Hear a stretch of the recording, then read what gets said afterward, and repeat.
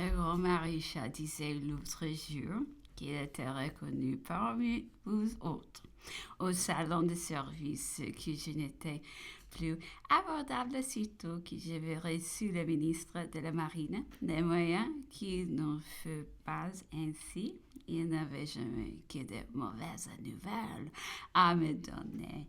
Moi-même, j'ai jeté le manche après la cognée lors du désastre de Trafalgar. Je ne pouvais pas être partout. J'avais trop à faire avec les armées du continent. Longtemps, j'ai rêvé une expédition décisive sur l'Inde, mais j'ai été constamment déjoué. J'envoyais 16 000 soldats tous sur des vaisseaux de ligne chaque. 74, on eut porte 500, ce qui eut demandé 30 vaisseaux. Je leur faisais prendre de l'eau pour 4 mois. On eut renouvelé à l'île de France ou dans tout l'autre endroit habité du désert de l'Afrique, du Brésil ou de la mer des Indes. On eut au besoin fait la conquête de cette eau partout où on eut voulu jeter l'ancre.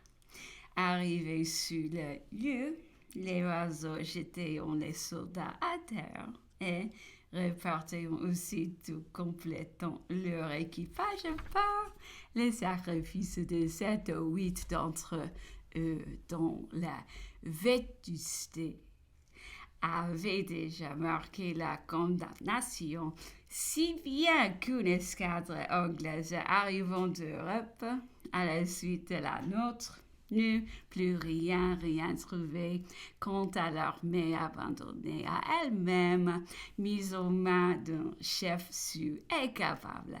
Elle eut renouvelé les prodiges qui nous étions familiers. Et l'Europe eut appris la conquête de l'Inde comme elle avait appris celle de l'Égypte. J'avais beaucoup qu'on nous décrit. Nous avions commencé ensemble dans la marine. Il avait pour moi, je le crois, toute l'amitié dont il était susceptible. Quant à moi, je lui étais tendrement attaché. C'était une passion malheureuse, répondais-je à ceux qui m'ont plaisanté, ce qui arrivait souvent car son impopularité était extrême. Et j'ai pensé plus d'une fois qu'il s'y complaisait par calcul. J'étais à Sainte-Hélène comme ailleurs, presque toujours seule à la défendre. Oh, je disais à l'empereur que j'avais beaucoup vu décret pendant les séjours à l'île d'Elbe qu'il avait été parfois pour lui. Nous étions parlés alors à cœur ouvert et j'ai lieu de croire que j'étais puis il aurait eu en moi une confiance pleine et entière. À peine votre majesté rentrait aux Tuileries, disais-je, que décret moi, nous sautions au cou, nous écrions nous le tenons. Ses yeux étaient remplis de larmes. Je lui dois ce témoignage. Tiens, me dit-il encore, tout d'un mot et sa femme présente, tu me prouves en cet instant que j'ai eu des torts avec toi.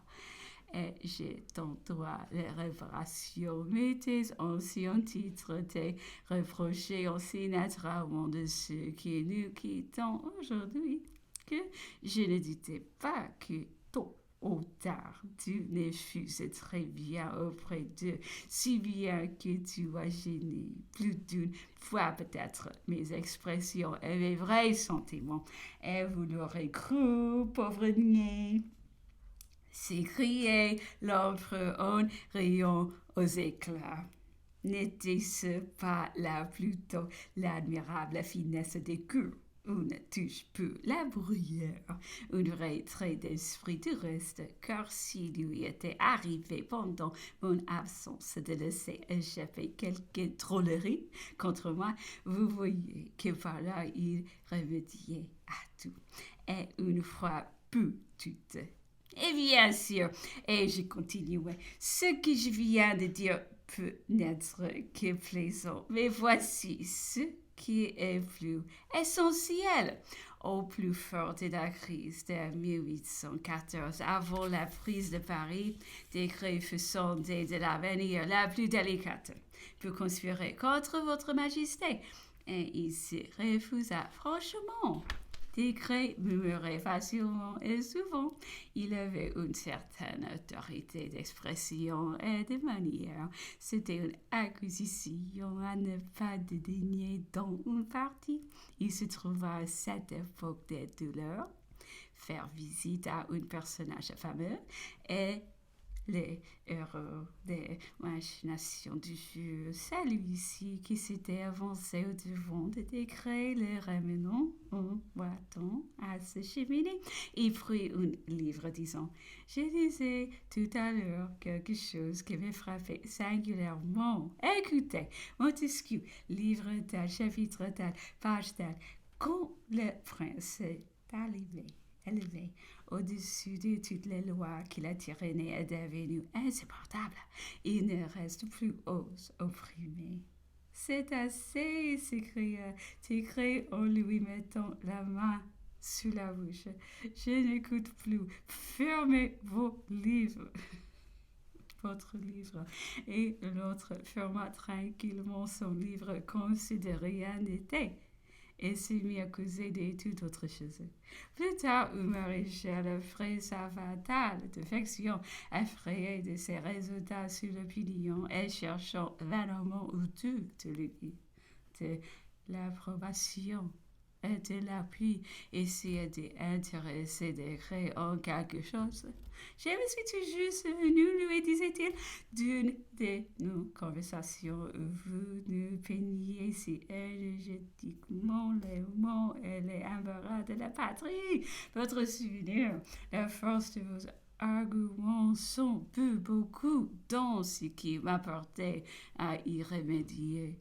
Oui, mon cher, reprit Décret avec une réprobation marquée. Mais vous dites aussi que vous aviez sauté par-dessus le cheval. Et pour apprécier justement ces anecdotes, disais-je à l'empereur, il faut savoir qu'elles m'étaient racontées par Décret lui-même pendant l'absence de votre majesté. Et bien assurément sans les moindres soupçons de votre retour.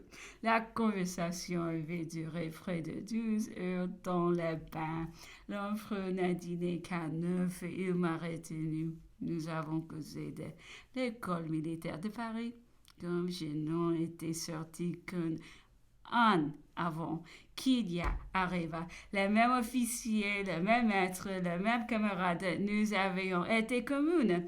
Il trouvait une charme particulière à repasser, ainsi de que venir ce temps de notre enfance, nos occupations, nos espiègleries, nos jeux. Dans ce gaieté, il a demandé un verre de vin de champagne, ce qui fait bien rarement, et sa sobriété est telle qu'il suffit de ce seul verre pour colorer son visage et le porter à parler davantage. On sait qu'il ne passe guère plus d'un quart d'heure ou d'une demi-heure à table. Il y avait plus de 2 heures que nous y étions. Son étonnement était grand en apprenant des marchands qu'il était 11 heures, comme le temps est passé, disait-il avec une espèce de satisfaction que nous puissions voir souvent de pareils moments. Mon cher, m'a-t-il dit en me renvoyant, vous me quittez heureux.